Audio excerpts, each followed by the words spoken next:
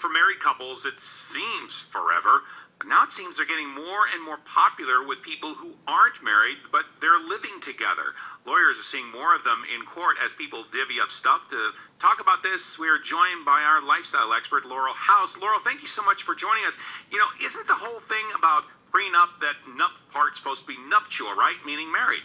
Absolutely, but the fact is that our society has changed. We're not necessarily getting married before moving in with each other, getting married before having kids even. So we've created these cohabilitation agreements to basically contracts to help protect ourselves. This is a case of the old standby, the old phrase that says, if you fail to plan, you plan to fail, or vice versa. Well, kind of, but not really. I mean, marriage is really, it's a flip of a coin, like, likelihood that it's going to succeed. So that kind of contract is clearly flawed. Basically, when you're entering into a marriage or a cohabilitation agreement, creating this kind of a prenup, it's almost like a business contract. It's non-emotional. You're making the rules when you're in a non-emotional place, when you're not angry, when you're not thinking, I want to take everything from you. You're thinking rationally and civilly of what do we do if we break up and we have a dog together, or if we bought a house together. What happens then? Is there ever a good time to bring up the subject when you have a couple that is supposed to be madly in love?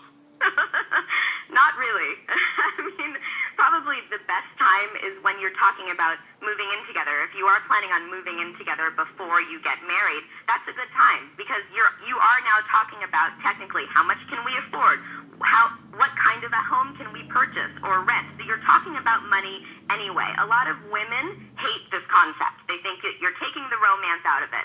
But marriage in and of itself is not a romance contract.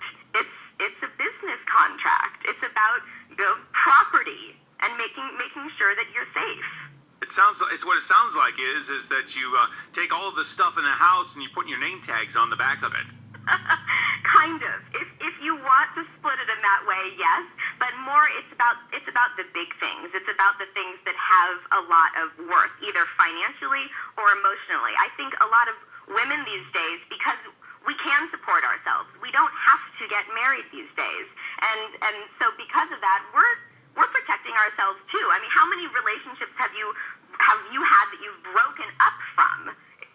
If you're thinking every time I break up with my boyfriend, I'm also going to give him my dog, I'm going to give him my TV, I'm going to give him my sofa. Well, you're kind of setting yourself up for that if you don't have a contract beforehand that protects you. A lot of these agreements must also work in states where something like gay marriage is not legal.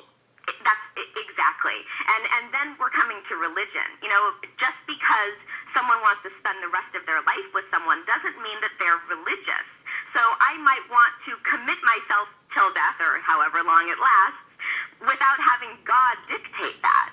So because of that, I can have this cohabilitation agreement. I can have the rings. I can take your last name. We can share property. We can share everything. We can have kids, move in together. We're just not doing it, under God. Thanks very much. Thank you. Laurel House is the author of the Quickie Chicks Cheat Sheet to Life, Love, Food, Fitness, Fashion, and Finance on a Less Than Fabulous Budget.